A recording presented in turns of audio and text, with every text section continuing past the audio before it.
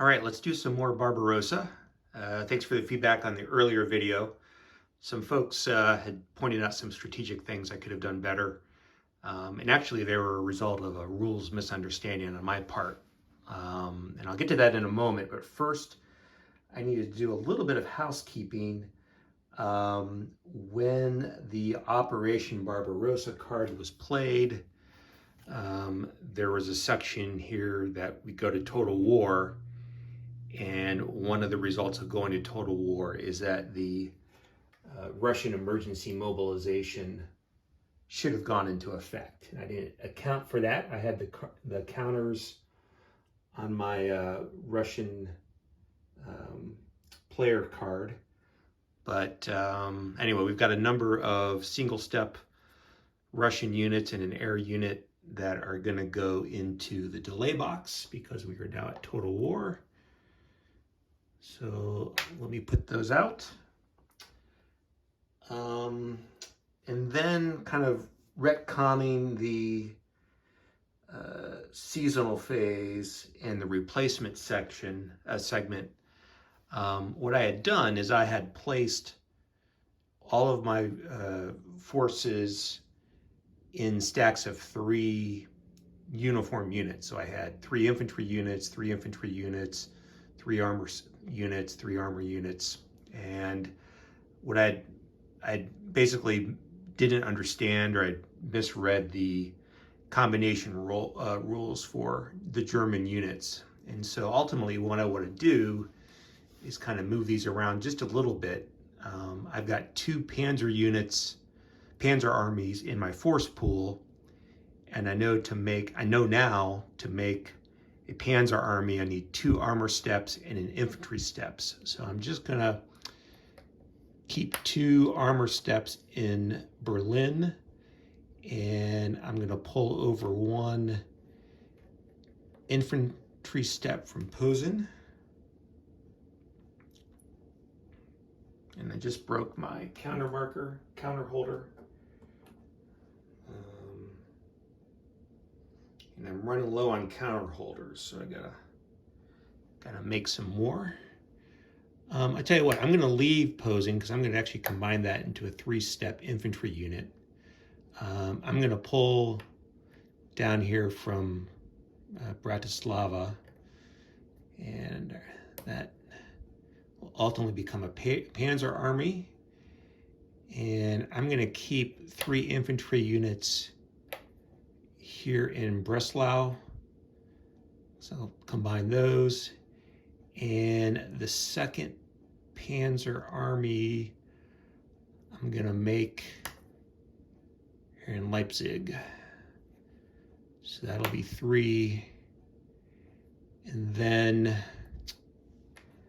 I'm looking to see what other, I don't have any 2-step, I don't have very many armor units that can combine, so I think this will stay as a 3-step infantry. And then for these 2 armor units, I guess they can come down here. Maybe we'll get another Panzer army down the road. All right, so that gets us up to speed, and I'm now in 2.2, the support segment. There's no return to base that I need to worry about for number 1. Number 2, no beachhead maintenance. Number 3, support unit and convoy marker placement. And the Germans have 3 Air Force support units, and I'm going to take a quick reread of those rules and think about how to place them. I'll be right back.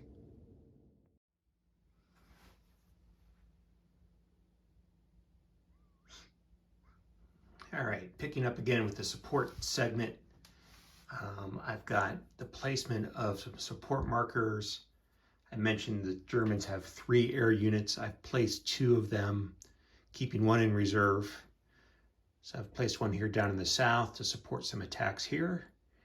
and here in the center to potentially support some attacks along this axis. Up here in the north, if I had an air base, I don't really think I have an air base close enough. Warsaw, 1, 2, 3. I guess I could have placed it on top of an enemy unit, but chose not to. And for what it's worth, the Soviets do have an interceptor. I'm going to see if they're going to use that for counterattack, or maybe for later, just to keep things simple. So after the support unit placement, I've got the Blitz marker placement. The Operation Barbarossa card has 3 Blitz marker icons on it. So I've placed a Blitz marker down here to the south, here in the center, and here in the north. I've placed them on top of enemy unit hexes with the idea that maybe there will be some advance after combat or exploitation movement. Maybe there's an advantage of keeping them in the blitz radius. Not entirely sure about that. So those are those placements. Oh, I want to take a quick step back to the replacements phase. I did see a video where someone was placing replacements on top of this hex with the German HQ unit. And my reading of the rules is that that's only allowed in the home country. And this part of Poland, you can place replacements on an HQ unit in any hex, doesn't have to be a city, if that HQ is in the home country. And by my reading, this part of Poland is not part of Germany's home country. Now the Polish corridor up here is ceded, but not the main part of Poland. So anyway, if anybody's got any clarification on that, that would be welcome. We move on to 2.3, the organization segment, where we do our combinations. We would also do breakdowns, but we're not going to do any breakdowns. So because I've replaced or reorganized my units, basically the way it's going to work is I've got an infantry unit and an armor unit. Those two are going to combine and make a 2-step armor unit. I'm going to throw in a second armor unit, which will result in a 3-step armor unit for one of our Panzer armies. And I'm going to pull out 3rd Panzer and put it back in Berlin. We've got 3 infantry units here. Each one of those, 2 of those are going to combine to make a 2-step infantry unit. And so 2-step, and we'll commit our 3rd step and flip that over and make that a 3-step infantry unit.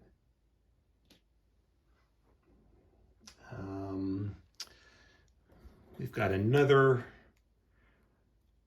armor army that's going to be created from an armor step, and an infantry step. Get all those. And we'll bring out the 4th Panzer Army. It's a 3-step unit. We've got 3 steps in Dresden of infantry, and that will create our 15th Army, 3-step unit. And I had somebody recommend that you do these 1 step at a time, but I'm kind of maybe going a little too fast, but I think it all makes sense. And they're in Breslau. Another 3-step infantry unit. Here comes the 21st Army.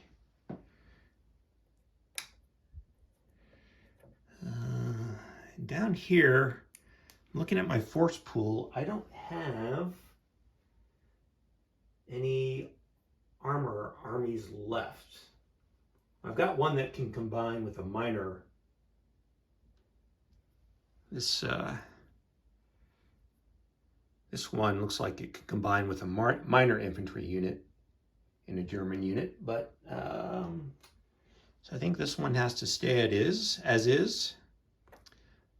Down here in the south, I can combine these three into, we'll do it with the 20, this can be the 12th Army.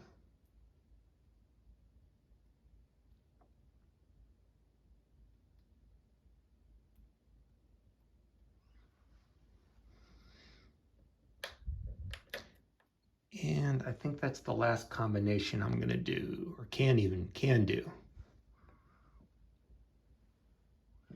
All right, that takes us through the end of the initial administrative phase, and I'll stop here.